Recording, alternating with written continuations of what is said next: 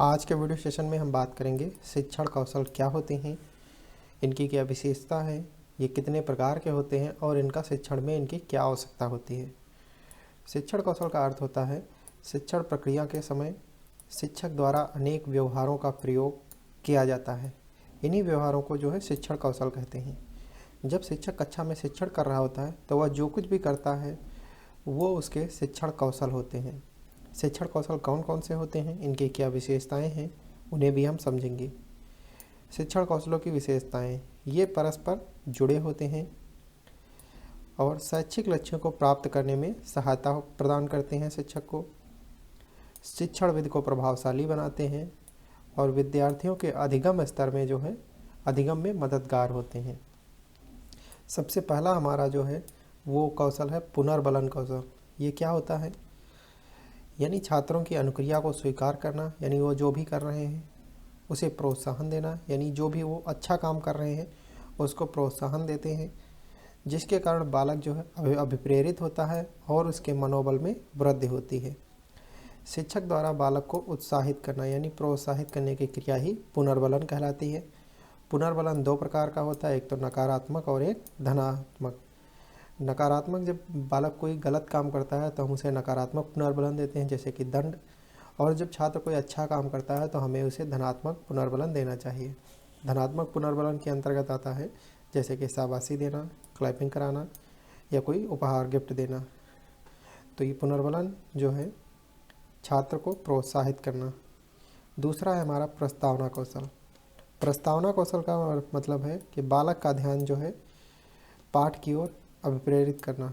इसके लिए जो है इसके लिए जो शिक्षक है वो बालकों से कुछ प्रश्न पूछता है जो कि उसके पूर्व ज्ञान से संबंधित हों। प्रस्तावना कौशल, जब आप पाठ योजना बनाएंगे तो उसमें प्रस्तावना नाम की एक हेडिंग होगी। उस प्रस्तावना नाम की हेडिंग में बहुत सारे प्रश्न होते हैं, कुछ 2-4 प्रश्न होते हैं। वो प्रश्न जो है छात्रों से पूछे जाते हैं। तो प्रस्तावना प्रश्न बनाए जाते हैं छात्रों से जो उनके पूर्व ज्ञान से संबंधित होते हैं, ताकि नया ज्ञान उस पूर्व ज्ञान से जोड़ा जा सके। तो प्रस्तावना कौशल का बहुत ही ज़रूरी है कि शिक्षक के अंदर प्रस्तावना कौशल होना चाहिए, और जिससे कि वह बालक का ध्यान को जो है पाठ की ओर अभिप्रेरित कर सके। तो ये सभी कौशल जो हैं ये शिक्षक के अंदर होने चाहिए। पुनर्बलन कौशल भी होना चाहिए, प्रस्तावना कौशल भी होना चाहिए, लेखन कौशल भी होना चाहिए, प्रस्तुतिकरण कौशल, ये सारे कौशल जो हैं एक शिक्षक के अंदर होने चाहिए। दूसरा है हमारा लेखन कौशल। इसको श्यामपट्ट कौशल भी कहते हैं। लेखन कौशल का मतलब है कि सुंदर लेखन करना चाहिए। अध्यापक को जो है कक्षा में सुंदर लेखन करना चाहिए। सुंदर लेखन करने से जो है अधिगम जो है प्रभावी होता है और रोचक बनता है। अधिगम की प्रक्रिया वह रोचक होती है और अधिगम प्रभावशाली होता है।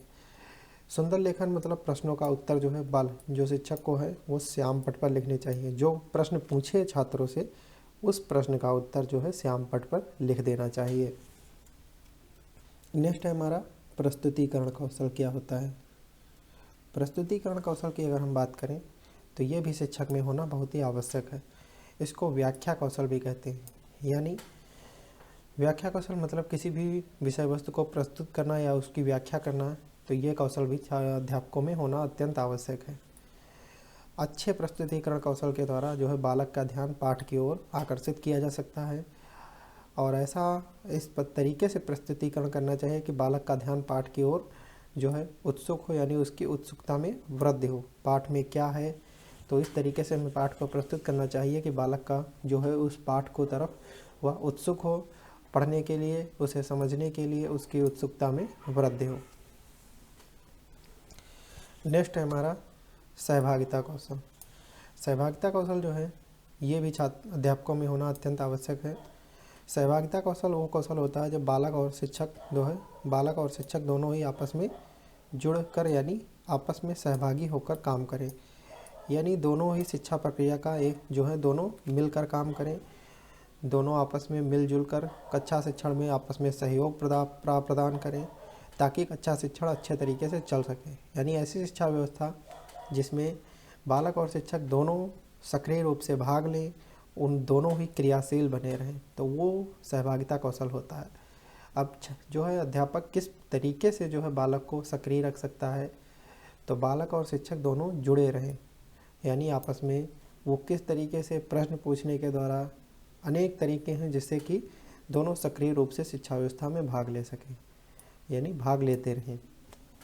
इसके 4 चरण होते हैं। जैसे कि पहला है प्रश्न पूछना। अगर शिक्षक छात्रों से प्रश्न पूछता है तो भी शिक्षक छात्र से जुड़ा रहता है, छात्र जो है वो शिक्षक से जुड़ा रहता है। रिक्त स्थानों को छोड़ता है, जो है शिक्षक जो है वो विभिन्न रिक्त स्थान छोड़ता है, छात्र उसे भरते हैं। तीसरा है प्रोत्साहित करना, यानी प्रश्न पूछता है जिसके कारण जो है छात्र प्रोत्साहित होते हैं उसके उत्तर देने के लिए। तो इस प्रकार भी छात्र और शिक्षक आपस में जुड़े रहते हैं।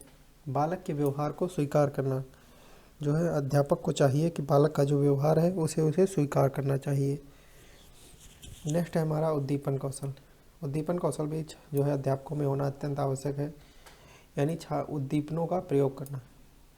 उद्दीपक कौशल वह होता है यानी जब किसी ऐसे उद्दीपक का प्रयोग किया जाए जिसके कारण किसी क्रिया या अनुक्रिया के होने की संभावना बढ़ जाए। तो किन उद्दीपकों का प्रयोग करना है ये भी शिक्षक को चयन करना होता है कक्षा शिक्षण में। तो उद्दीपन कौशल का होना अत्यंत आवश्यक है। नेक्स्ट है हमारा व्याख्यान कौशल। व्याख्यान कौशल क्या होता है?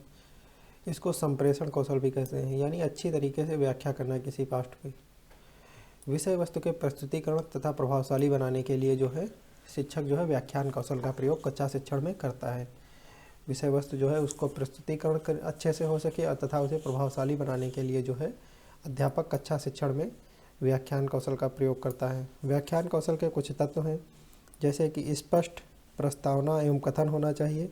स्पष्ट प्रस्तावना स्पष्ट कथन होने चाहिए जो है शिक्षक के। उचित शब्दों का प्रयोग करना चाहिए शिक्षक को, और भाषा की उचित गति होनी चाहिए। जो शिक्षक जिस भाषा का प्रयोग कर रहा है वो उसकी उचित गति होनी चाहिए।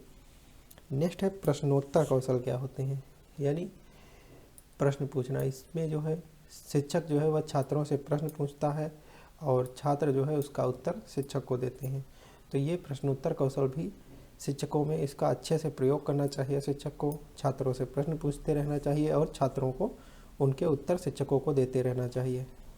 नेक्स्ट है प्रदर्शन कौशल क्या होता है। प्रदर्शन कौशल यानी जब छात्र कक्षा में चित्र, मॉडल, चार्ट इत्यादि दिखाकर शिक्षण करता है तो वो प्रदर्शन कौशल के अंतर्गत आता है। नेक्स्ट है प्रस्तावना कौशल के तत्व। कुछ तत्व हैं जिनमें से 3 हैं, जैसे कि पूर्व अर्जित ज्ञान। जो छात्रों का पूर्व अर्जित ज्ञान है उससे जो है जोड़ना चाहिए नए ज्ञान को। नेक्स्ट है समुचित क्रमबद्धता, यानी जो भी प्रश्न बनाए जा रहे हैं वो ऐसे बनाए जाए उनमें क्रमबद्धता होनी चाहिए ताकि वो पूर्व ज्ञान को अर्जित ज्ञान से जोड़ सकें। अभिप्रेरणा की क्षमता में वृद्धि, ऐसे प्रश्न होने चाहिए प्रस्तावना प्रश्न जो कि छात्रों की अभिप्रेरणा की क्षमता में उनकी वृद्धि कर सकें। तो ये थे हमारे विभिन्न शिक्षण कौशल। अगले वीडियो सेशन में हम अगले टॉपिक पर चर्चा करेंगे।